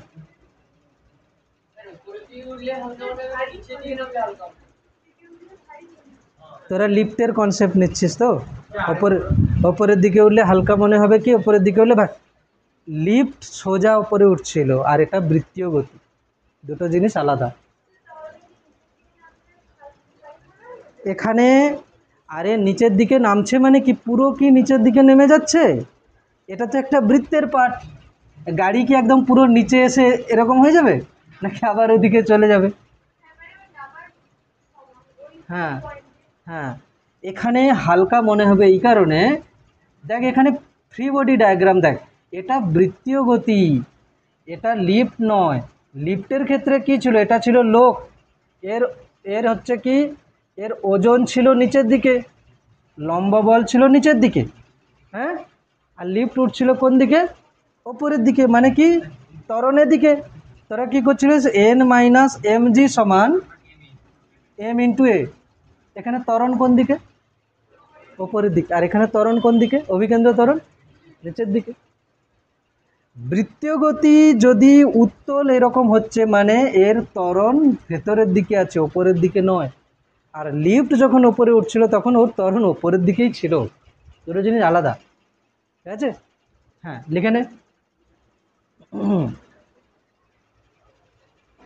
লিফট সোজা উপরে উঠে যাচ্ছে আর এটা হচ্ছে বৃত্তীয় গতি, ঠিক আছে?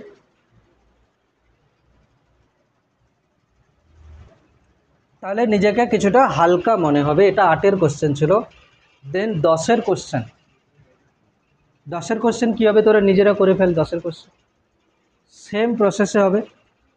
10-এর কোশ্চেন ছিল এরকম, অবতল পাট আছে, হ্যাঁ, গাড়ি যখন এখানে আছে,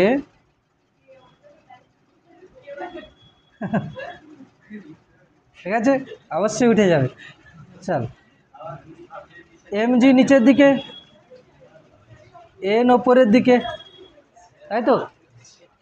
mg নিচের দিকে, m ওপরের দিকে, n ওপরের দিকে। তাহলে এখানে বৃত্তের কেন্দ্র কোন দিকে? ওপরের দিকে, তাই না? বৃত্তের কেন্দ্র হচ্ছে ওপরের দিকে, তাহলে কি হবে? কেন্দ্রের দিকের মোট বল এন। গাড়ি গাড্ডায় পড়ে গেছে, ঠিক আছে।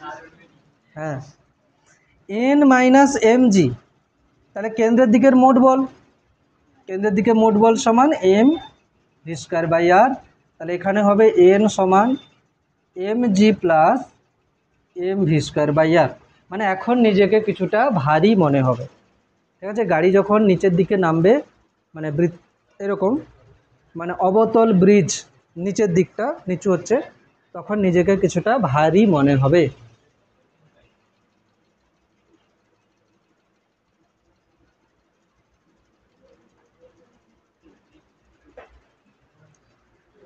হয়েছে? আমরা দেখব কি, দেখ অনেক রকমের হচ্ছে এখানে।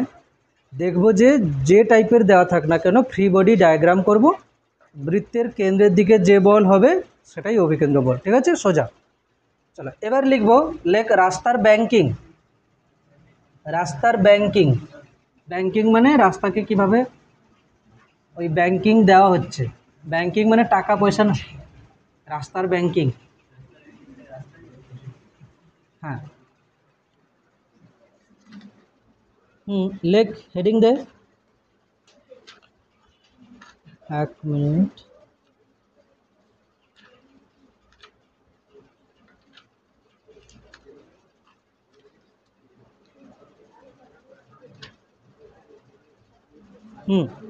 রাস্তার ব্যাংকিং, বৃত্তপথের ব্যাংকিংও লিখতে পারিস, ঠিক আছে। তো দেখ কি হয়েছে, যেটা আমরা একটু আগে করেছি যে সাইকেল আরোহী যেমন বৃত্তপথের দিকে বেঁকে যাচ্ছে, ঠিক আছে। সাইকেল আরোহী বেঁকে যেতে পারে, কিন্তু গাড়ির ক্ষেত্রে তো এটা সম্ভব নয়।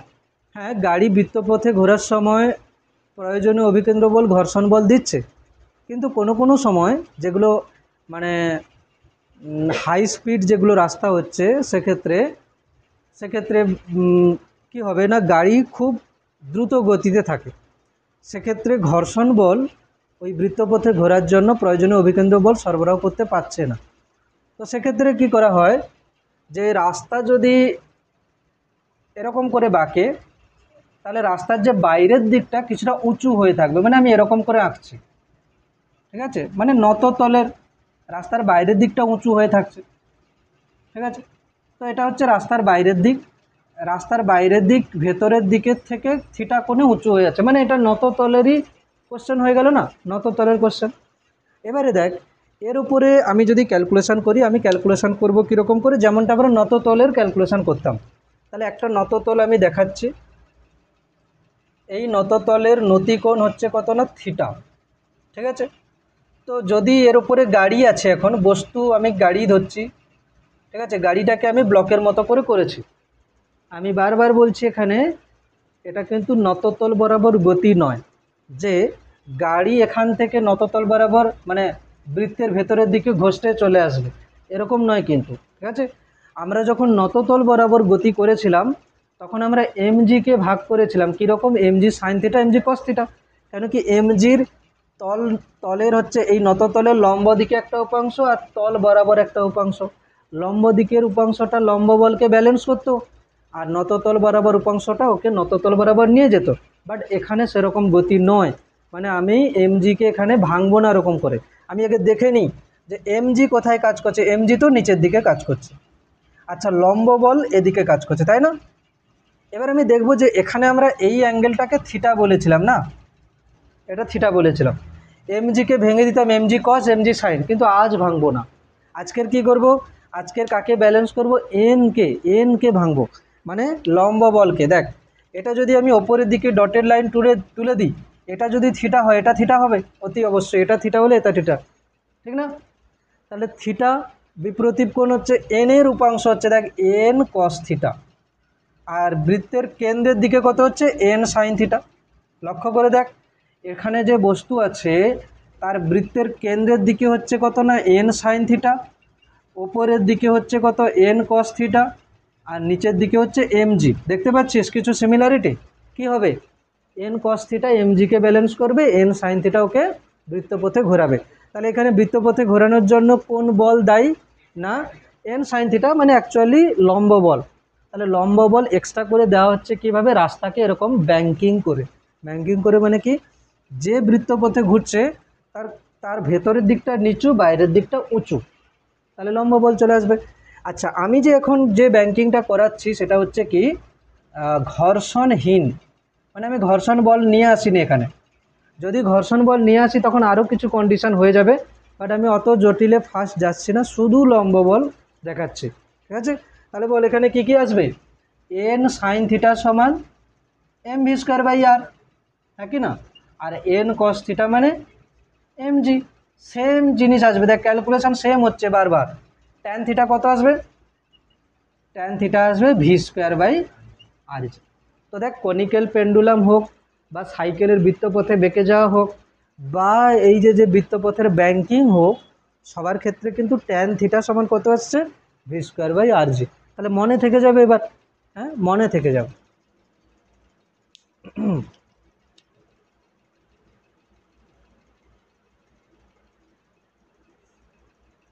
ঠিক আছে, এরকম করলে মনে থেকে যাবে, ঠিক আছে।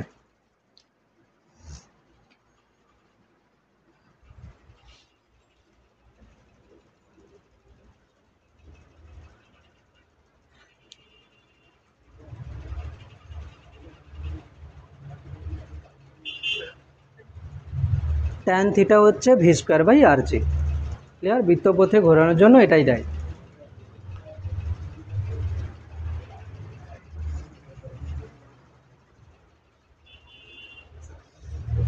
হুম,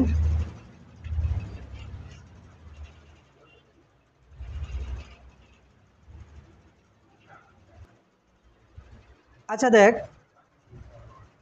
আমরা একটা জিনিস পড়েছিলাম যে নততলের যে নতিকোণের ব্যাপার ছিল, সেখানে একটা ছিল যে স্থিতিকোণ এবং স্থিতিকোণ বা বিরাম কোণ, এরকম ছিল না। দেখ এটা থিটা কোণ, তো বলা হয়েছিল কি যে ট্যান থিটা সমান মিউ যদি হয়ে যায়, এখানে ঘর্ষণ যদি হয়ে যায়, মানে ঘর্ষণ যুক্ত, আমি যদি বলে দিই এই তলটা ঘর্ষণ যুক্ত বলে দিচ্ছি, ঠিক আছে, এই তলে ঘর্ষণ বল আছে। আচ্ছা, ট্যান থিটা যদি মিউ এটা যে হচ্ছে, তাহলে থিটা কি হয়, থিটা হচ্ছে কি ট্যান ইনভার্স মিউ। এটা হচ্ছে কি না স্থিতিকোণ, এটা হচ্ছে কি স্থিতিকোণ, মানে নততলের যে স্থিতিকোণ যেটা।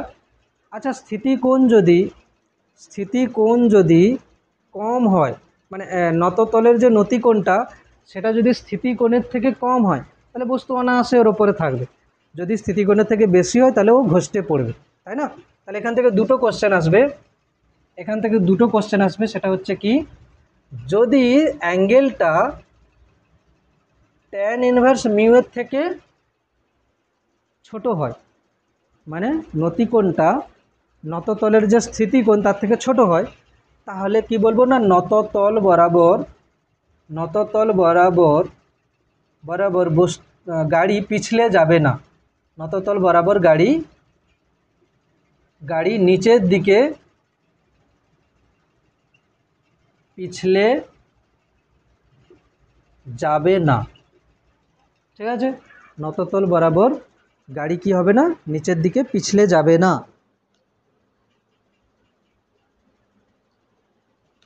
ঠিক আছে। নততল বরাবর গাড়ি কি হবে না, নিচের দিকে পিছলে যাবে না,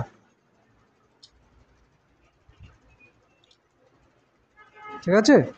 হুম, আচ্ছা যদি বেশি হয়, যদি থিটাটা, এটা কন্ডিশন 1, এটা কন্ডিশন 2 হচ্ছে কি, যদি থিটাটা বেশি হয়ে যায় ট্যান ইনভার্স মিউ এর থেকে, তাহলে কিন্তু গাড়ি নিচের দিকে পিছলে যাওয়ার চান্স আছে, গাড়ি নিচের দিকে কি হওয়ার চান্স আছে, পিছলে যাওয়ার চান্স আছে। এবার এই যে পিছলে যাচ্ছে, এর জন্য কিন্তু একটা ক্যালকুলেশন আসবে বড় ধরনের, কিন্তু আমি এই মুহূর্তে এই ক্যালকুলেশন তোদেরকে বলছি না, পরের ডেটে, ঠিক আছে। এটা বলবো কেন কি আজকে অনেক কিছু বলা হয়ে গেছে।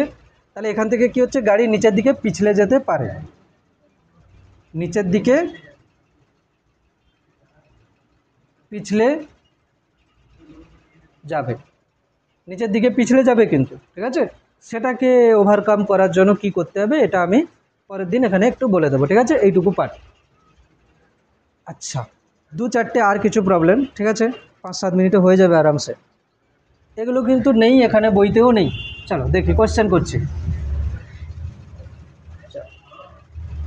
কোশ্চেন হলো যে, দেখ আমরা সহজ সহজ বলছি যে একটা বস্তু যদি বৃত্তপথে ঘোরে তাহলে অভিকেন্দ্র বল আমরা চট করে বার করতে পারছি।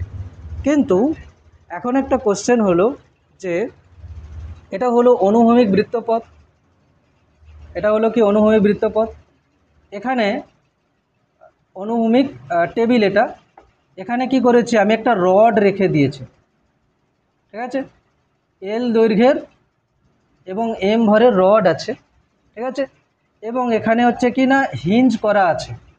এখানে কিন্তু সুতোতে টান নেই, এখানে সুতো আছে, এখানে সুতো আছে, সুতোর টান কিন্তু এখানে নেই।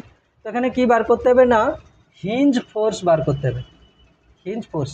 আরে ছবি দেখে হাসার দরকার নেই, ঠিক আছে, হিঞ্জ ফোর্স। হিঞ্জ ফোর্স কেন, তা এখানে কিন্তু সুতোতে টান নেই, সুতো এখানে জোড়া নেই। কি করা আছে দেখো, রডকে জোড়া আছে এখানে, এইটা রড আছে এরকম করে, রডকে এরকম করে ঘোরানো হচ্ছে। তাহলে দেখ এইখানে তো বেঁধে রাখতে হবে না, এটাই হচ্ছে হিঞ্জ ফোর্স।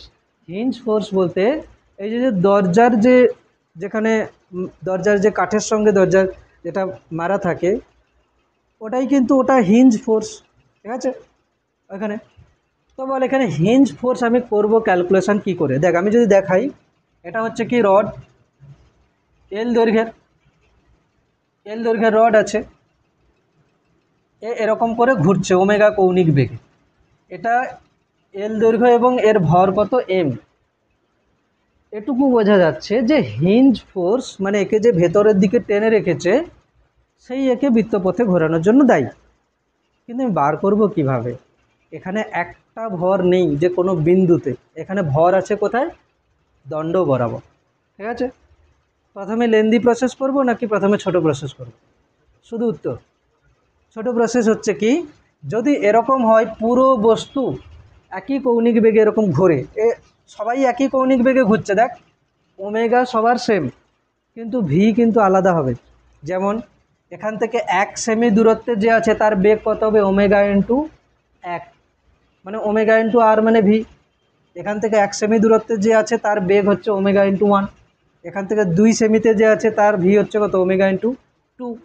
মানে যত দূরের দিকে যাবে সে তত বেশি বেগে ঘুরবে, এটা বোঝা যাচ্ছে। তোরা জানিস যে এটা যদি ঘুরে, কাছের যেটা আছে সেটা আস্তে আস্তে ঘুরবে, মাঝে যেটা আছে সেটা একটু বেশি, এবং একদম বাইরে দূরের দিকে যেটা আছে সেটা সব থেকে বেশি জোরে ঘুরবে। তো এখানে শর্ট মেথড হচ্ছে কি, আমি এটাকে দণ্ডকে দণ্ডই ভাববো না, এটাকে ভাববো একটা বিন্দু ভর। কোথায় আছে না, এর ভর কেন্দ্র একদম মাঝে। কোথায় আছে, এর ভর কেন্দ্র মানে একদম মাঝে। তাহলে এটা যদি সেন্টার হয়, এটা সেন্টার হয়, তাহলে আমি এম ভরকে কোথায় ধরবো না এখানে, এটা হচ্ছে সেন্টার অফ মাস।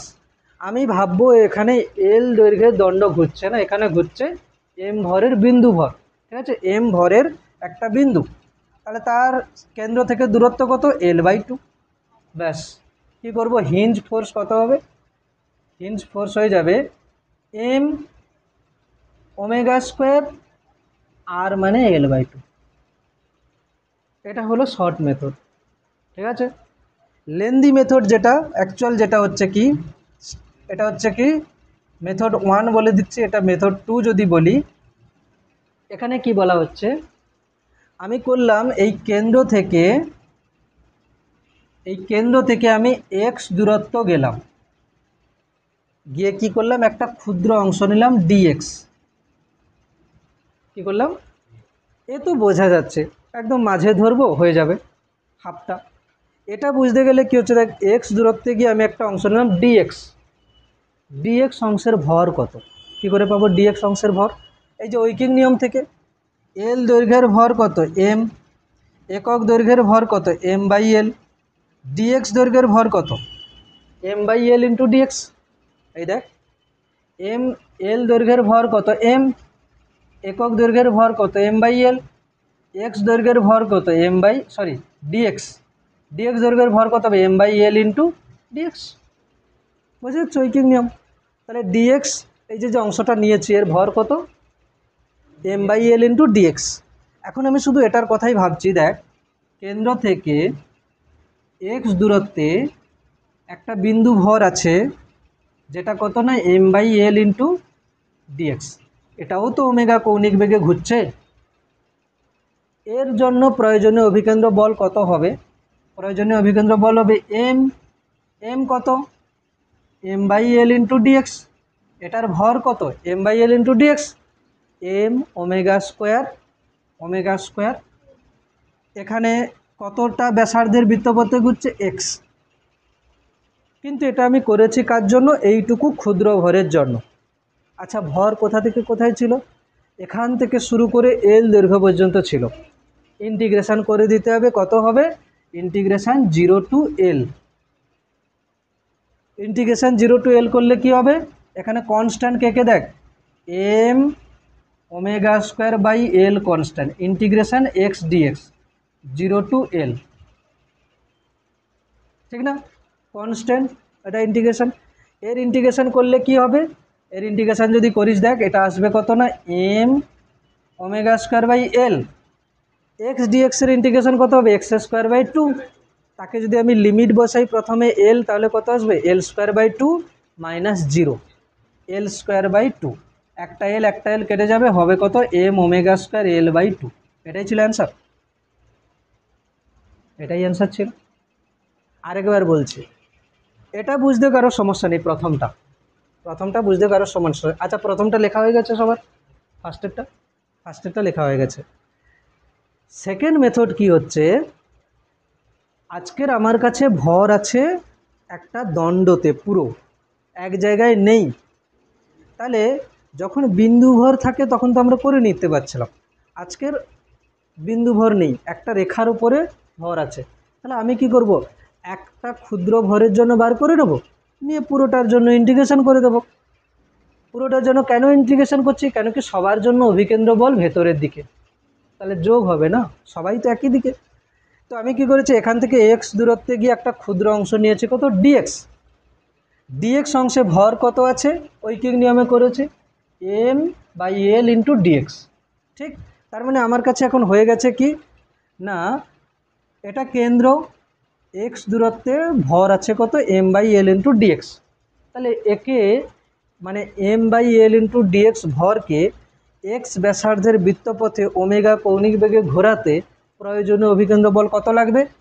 এম মানে কত? m/l into dx, M omega square, বৃত্তপথের ব্যাসার্ধ কত? এক্স। এটা হলো এইটুকু ভরের জন্য। কিন্তু ভর কোথা থেকে কোথায় আছে? 0 টু এল। আমি এখানে যেখানে শুরু করেছি এটাই 0 এল পর্যন্ত, তাহলে 0 টু এল। এখানে ধ্রুবক কে কে আছে? দণ্ডটার পুরো ভর এম ধ্রুবক, দণ্ডের দৈর্ঘ্য এল ধ্রুবক, ওমেগা ধ্রুবক। তাহলে M omega square by L আমি বাইরে বার করে নিয়েছি, ঠিক না? তাহলে ইন্টিগ্রেশনে কে থাকবে? 0 to L x dx. X ডিএক্সের ইন্টিগ্রেশন কত হবে? এক্সের পাওয়ার কত? 1, x square by 2। X square by 2কে আমি লিমিট বসাবো, প্রথমে বসাবো এল মানে এল স্কোয়ার বাই 2, পরে বসাবো 0 মানে 0। তাহলে কত হচ্ছে? এটা ছিল বাইরে, আর লিমিট বসালে এল square by 2, L R L কেটে গেলে M omega square L by 2। বোঝা গেছে? ঠিক আছে।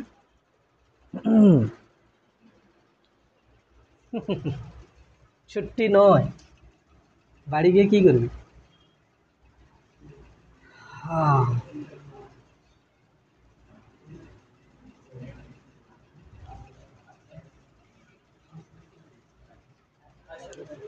হ্যাঁ, লিখিস নি? আচ্ছা, ঠিক আছে, পরে দেখে নে কারোর থেকে।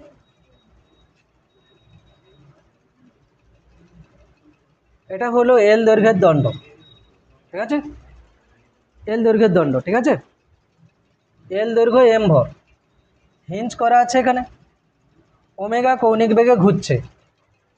এখান থেকে L/3 দূরত্বে গিয়ে, L/3 দূরত্বে গিয়ে একটা বিন্দু নিলাম এ। এ বিন্দুতে টান কত? এ বিন্দুতে টান কত? ঠিক আছে, এ বিন্দুতে টান কত জিজ্ঞেস করেছে। আমি এই অঙ্ক করার জন্য কি করব? অঙ্কটাকে ব্রেক করব। কীরকম দেখ, আমি যদি এ বিন্দুতে গিয়ে ভাবি যে এটা দেখ এইখানে, এই যে এখান থেকে এই যে দণ্ডটা, এই দণ্ডটা আমি যদি ঘুরি, এর সাইডে এটা কিন্তু আছে, এ ঘুরছে কার জন্য? এইখানে যে টান পড়েছে, কি এ ঘুরছে কার জন্য? এখানে যে টান পড়েছে, বাদ বাকি এর কথা আমি জানি না, এর কথা আমি বারই করতে পারি না। এখানে টান পড়েছে কি হচ্ছে এর জন্য, মানে টান যে পড়েছে তার জন্য এই দণ্ডটা ওমেগা কৌণিক বেগে ঘুরবে। ব্যাস, এটাই করে নিলে হয়ে যাবে। কিন্তু আমি করব কিভাবে? না টি সমান কোন দণ্ড ঘুরছে? এই পার্টটা, বল এই পার্টের ভর কত হবে? বই গুছিয়ে নিয়েছে। এই পার্টের ভর কত হবে? এই পার্টের ভর কত হবে? এই দণ্ডটার দৈর্ঘ্য কত? পুরোটার দৈর্ঘ্য L/3, সরি পুরোটার দৈর্ঘ্য L, এটার দৈর্ঘ্য L/3, তাহলে এটার দৈর্ঘ্য 2L/3, মানে L মাইনাস L/3, মানে কত হবে? 2L/3। এই দণ্ডটার দৈর্ঘ্য কত? 2L/3। আচ্ছা, এর ভর কি করে আসবে? L দৈর্ঘ্যের ভর কত? M, একক দৈর্ঘ্যের ভর কত? M/L। 2L/3 দৈর্ঘ্যের ভর কত হবে? M/L 2L/3, L কেটে যাবে, মানে 2M/3। তাহলে কোন ভরের বস্তুকে আমি ঘোরাচ্ছি? 2M/3 ভরের বস্তু। তাহলে এম এর মান কত হবে? 2M/3। কিন্তু এটা তো দণ্ড আছে, দণ্ডকে তো ওরকম করতে পারবো না। তাহলে কি করবো? ইন্টিগ্রেশন করব নাকি ভর কেন্দ্র? হ্যাঁ দেখ, এটা পুরো দণ্ড অবশ্যই আছে। আমি যদি এই পার্টে ব্রেক করে দেখি, টান পড়ছে কিভাবে? টান পড়ছে এর ওপরে এদিকে, তার জন্য এ তো ঘুরবে। নাহলে হিঞ্জ যেখানে আছে, পুরো দণ্ডের কথা যদি বলি, বলবো যে পুরো হিঞ্জ ফোর্স একে ঘোরাচ্ছে। এই পার্টের পর থেকে যেটা আছে তাকে কে ঘোরাচ্ছে? এদিকের যে টান, এদিকের যে টান, একে তো সেই ঘোরাবে না। আচ্ছা, এটাকে আমি কিভাবে করব? দেখ, ভর বেরিয়ে গেছে 2M/3, কিন্তু ভরকে আমি কোথায় ভাববো? ভর কেন্দ্রে। ভরকে আমি কোথায় ভাববো? ভর কেন্দ্রে। আচ্ছা, ভর কেন্দ্রে আমি ভরকে ভাববো। তো দেখ, ভর কেন্দ্রে কত ভর হচ্ছে? লিখিসনি? লিখিসনি? 2M/3 ভর হবে, এটা জানতে, এটা বুঝতে পারছিস? 2M/3। দেখ, এটা কত ছিল? L/3। পুরো দণ্ডটা কত ছিল? 2L/3। এই সাইডে, এই সাইডেরটা যেটা ছিল সেটা কত ছিল? 2L/3। আর এর ভর কত ছিল? 2M/3। আমাকে ধরতে হবে এর ভর কেন্দ্রে ভর আছে, মানে এইখানে মোট ভর আছে, আমাকে ধরে নিতে হবে। হ্যাঁ, কোথায় ভর আছে? এইখানে। এর ভরটা কোথায় আছে? এইখানে। আচ্ছা, এইখানে যদি ভর থাকে তাহলে এটা তো L/3, এটা পুরোটা 2L/3, তাহলে এটা কতটা? 2L/3 half. কি 2L/3 হাফ মানে কত? L/3, মানে এটা হচ্ছে কত? L/3। তার মানে কেন্দ্র থেকে কত দূরত্বে? L/3 প্লাস L/3 দূরত্বে কত ভর আছে? 2M/3। বোঝা গেল? তার মানে কি হচ্ছে, কেন্দ্র থেকে কত দূরত্বে? L/3, L/3, মানে 2L/3 দূরত্বে কত ভর আছে? 2M/3। এ কত কৌণিক বেগে ঘুরছে? ওমেগা। কিসের জন্য ঘুরছে? না এই টানের জন্য, তাই তো? তাহলে টান কত হবে? M omega square. এল এর মান কত হবে? 2L/3। তাহলে এটা হয়ে যাবে কত? M ওমেগা স্কোয়ার L, এটা হবে 4, এটা হবে 9। ঠিক আছে? যেখানে টান বার করতে বলবে, তারপরে রডের কত পার্ট আছে, সেই পার্টের ভর কত, ঐকিক নিয়ম থেকে আসবে। সেই ভরটাকে আমি কোথায় ধরবো? কেন্দ্রবিন্দুতে। বাস, ভরটা কেন্দ্রবিন্দুতে হলে সেন্টার থেকে ওর দূরত্ব কত বার করো, M ওমেগা স্কোয়ার R, করলেই টান পাওয়া যাবে। ঠিক আছে তো? ঠিক আছে, চল একটা অঙ্ক বাড়িতে করবি। সেটা হচ্ছে কি, এটা হচ্ছে কি না L দৈর্ঘ্য, M ভর, এর মাঝখানের যে বিন্দু আছে A পয়েন্ট, মিড পয়েন্ট আছে L/2, এ বিন্দুতে টান কত হবে? এটা বাড়িতে একবার চেষ্টা করিস। ঠিক আছে? নিশ্চয়ই মাঝখানে বলা মানে কি হবে, এখন কোন ভরটার কথা ভাবো, ওই সাইডেরটা টান কাজ করবে, ওই সাইডেরটাকে ঘোরাতে সাহায্য করবে। ঠিক আছে, ছুটি। আচ্ছা লিখে নে শেষের পার্ট। তোদের স্কুল নেই তো, বস বলে দিচ্ছি, সৈকত চলে যা।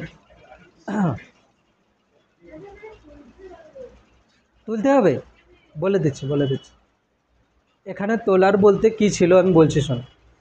এটা L/3, ঠিক আছে, এটা L/3, ঠিক আছে। এখানে প্রশ্ন ছিল যে পুরো দণ্ডের দৈর্ঘ্য কত L, ঠিক আছে, ভর হচ্ছে কত M। প্রশ্ন ছিল এ বিন্দুতে টান কত, ঠিক আছে, এতটা পর্যন্ত লিখেছিস। আচ্ছা, এবার আমি কি দেখিয়েছি যে এইখানে এইটা আমি এঁকেছি এরকম করে, এবং এখানে লিখেছি কিনা টি। এবারে কি বলেছি যে এ পয়েন্টের পরের যে পার্টটা আছে তার দৈর্ঘ্য কত না, পুরো দৈর্ঘ্য L/3 হচ্ছে এই সাইডটা, তাহলে বাদ বাকিটা কত হবে না L - L/3, 2L/3। বেশ হলো। এবার কি বলা হচ্ছে না 2L/3 দৈর্ঘ্যের ভরটা তুই শুধু লিখিস নি, L দৈর্ঘ্যের ভর M, ঠিক আছে, নাকি ঐকিক নিয়মে L দৈর্ঘ্যের ভর যদি M হয় 2L/3 দৈর্ঘ্যের ভর কত হবে 2M/3। তাহলে এটা হলো L/3, এটা পুরোটা 2L/3, আর তার ভর হচ্ছে 2M/3, ঠিক আছে। এখানে পরপর এটুকু লিখলেও হবে। তাহলে দেখ এর ভরকে আমি কোথায় ধরবো, কেন্দ্রে, কেন্দ্রে মানে এই পয়েন্টে।